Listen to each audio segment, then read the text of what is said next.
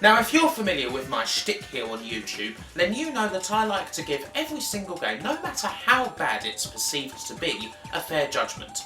I'm a glass half full kind of guy. Most other reviewers, well, aren't.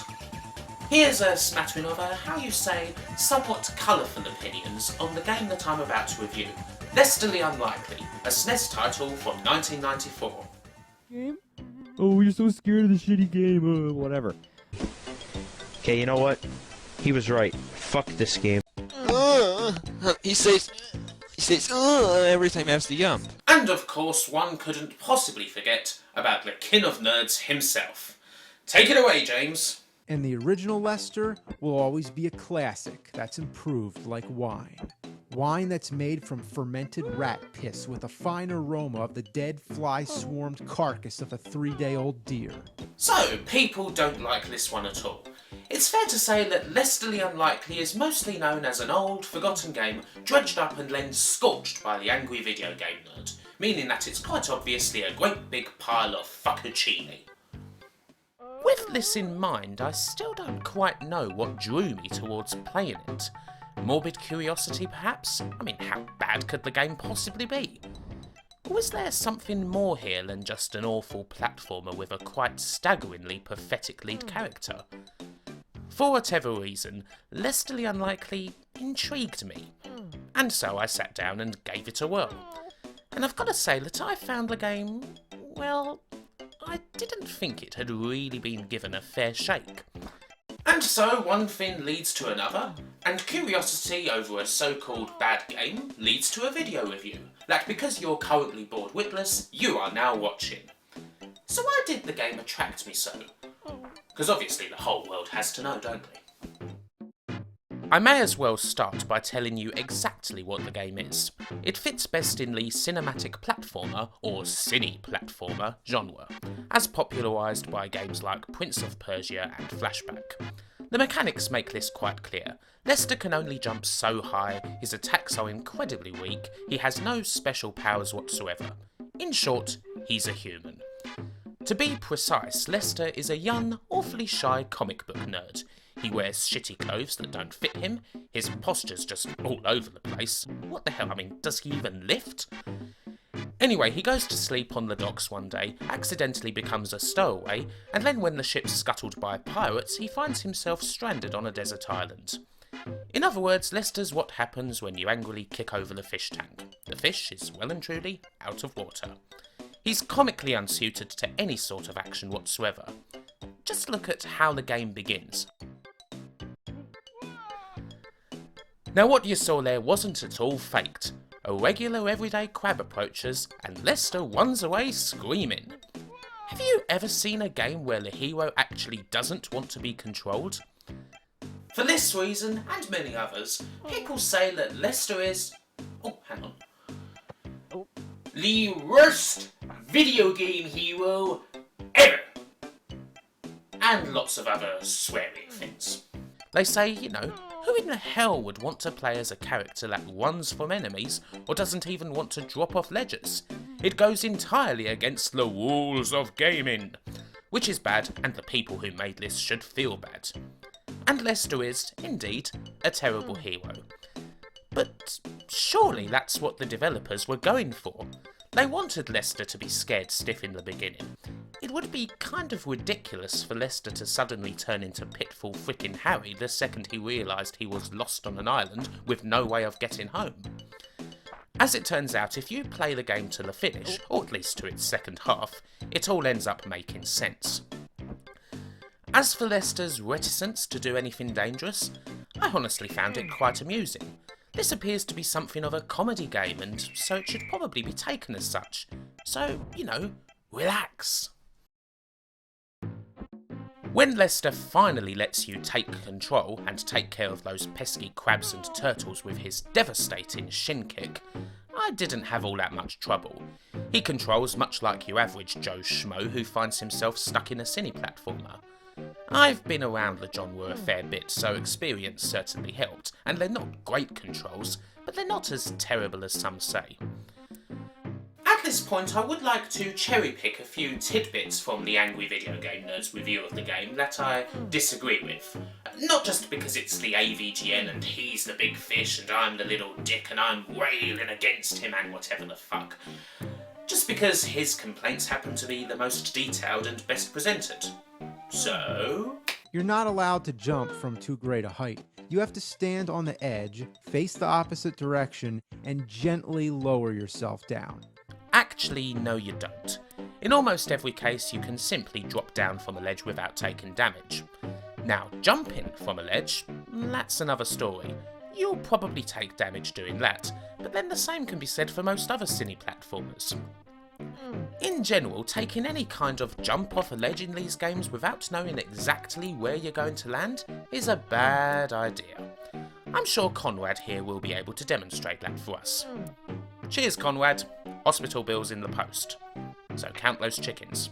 Next. Wait, I can't keep both the rock and the ruby? Are you kidding me? You can't hold a weapon and item at the same time? Why even have two boxes then? I don't know where the nerd got this from. I've got no problems with him at all, but that's just plain one. It's not even like you have to do a ridiculous button combo or anything either. It's all in the face buttons. So yeah, moving on. Below is the drop down. Oh, come on, that time I didn't even let go. Your body's halfway off the screen. Usually games have cameras. When the camera stops following you, it's a warning sign that you're about to enter the void. If I were a betting man, I'd have put my house on that being a bottomless pit. So I don't think the game's really at fault here. Okay, enough already. The nerd is a character who's bad at playing video games, which explains everything. Still, I do wonder what it would be like if Lester the Unlikely was remade with AVGN as the lead.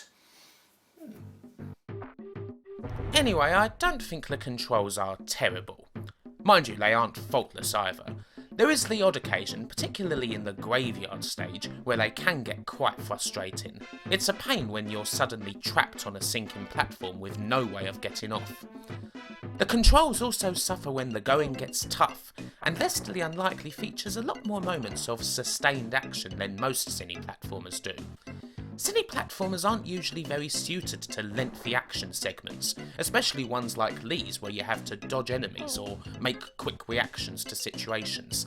The lead characters are too well animated to actually be fast, so normally you always have to plan your moves in advance. And when your character has to do a full turn before walking in another direction, they aren't going to be good at dodging enemies that sprint from out of nowhere. This is the game's biggest flaw, and I can see why for some it would be a deal breaker. However, at least there's variety, lots and lots of it. Despite this being an incredibly short game that can be finished even the first time through in under an hour, the game packs a lot of stuff in. The upshot of this is that even the game's worst sections don't last all that long. If you don't like something, don't worry, because something new is going to happen in a few minutes. Naturally, you get plenty of opportunities to interact with the locals. The chase sections, with their frequent nods all the way back to Pitfall, are actually amongst the better parts.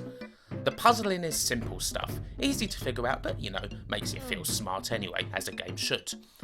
Occasionally the game does pull the odd cheap trick with puzzling, which can be annoying, but then if you've played for long enough, you should know that you never go for the first potential solution you see.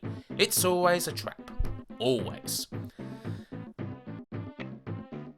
I think that I do understand what the guys who made this game were going for. It's sort of like a cinematic platformer for kids, which is kind of odd. The tone's pretty light and comedic, the game's short, the graphics and sound are simple, there ain't really much story at all. I find it very hard to compare the game to its more famous relations, because aside from the player controls, they're virtually nothing alike. Everything is played for laughs in the end, including Lester himself and his transformation, which is the best part of the game.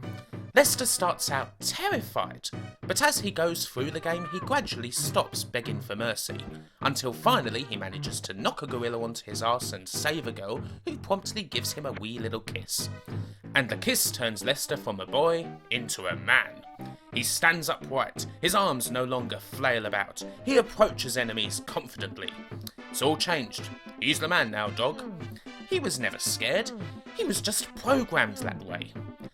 The final part of the game is the most entertaining. Lester has to rescue a tribal leader from the pirates who scuttled his ship in the beginning. No more does he rely on a meek, pathetic little kick at someone's shin. Hell no. Lester is taking up arms. So he picks up a sword and effortlessly kills every last pirate he sees. 2 jabs to the belly and they're done. Ain't no one gonna give this nerd a titty twister no more. The mangled bodies of the pirates even stay on screen so that Lester can admire his handiwork. The character's journey, to be honest, is what kept me running through this game. It starts with a coward running away from a crab, and it ends with a freaking massacre. You know, it's all rather funny. And actually, come to think of it, it reminds me of another, wholly different, much more recent game. Let me ask you this. Did Lester the Unlikely inspire Far Cry 3? I mean, think about it. The plots of both games are virtually identical. 2 regular cowards are trapped on their respective islands, they struggle to survive at first, but then they find themselves enraptured by the mysteries of the island, represented in both cases by a tribal female. Thusly empowered, they proceed to commit mass murder, becoming fully fledged good hard blokes in the process. As it turns out, Lester the Unlikely was truly ahead of its time. It's plain to see now that this largely forgotten and much hated 16-bit title is still an important design document for game developers today. Or it was all just an amusing little coinkydink. You decide. On the whole, I was quite pleasantly surprised by Lester the Unlikely. Now, is this because my expectations going into the game were extremely low? Perhaps. You know, it would be hard to get excited about a game that's received as much bile as this one has. But these guys, you know, they didn't just throw something out there without any due care or attention. Lester the Unlikely started with somebody's bright idea that they wanted to shout out from the rooftops, and the other people in the team bought into it. The game's kind of like an experiment. The devs are trying to make a difficult concept work in a way that sidesteps a lot of traditional concessions to game design. Going back to Far Cry 3, although it's a much later game, while Jason's also in much the same position in the game's introduction, as soon as you get into the thick of things and stick an AK-47 in his hand, he doesn't have a whole lot of trouble using it. And that's what we expect, because the alternative of Jason running into the bushes and pissing his pants the second he sees a pirate would strike most people as weird and not particularly entertaining. Lester takes a different, more realistic approach that bends the walls of gaming a little, and the end result is a mixed bag, but for me, it was worth it. And I'd like to think that the people who made Lester the Unlikely are proud of what they did, because I think they should be. And I urge you to give it a fair shake, give it a chance, try and play it through to the end, it's only an hour long, and just see what you make of it. Maybe you'll think that I'm completely and utterly insane. Or, then again, maybe you won't. Either way, Lester the Unlikely is, believe it or not, a game that is worth checking out. And with that said, it's time to end the video.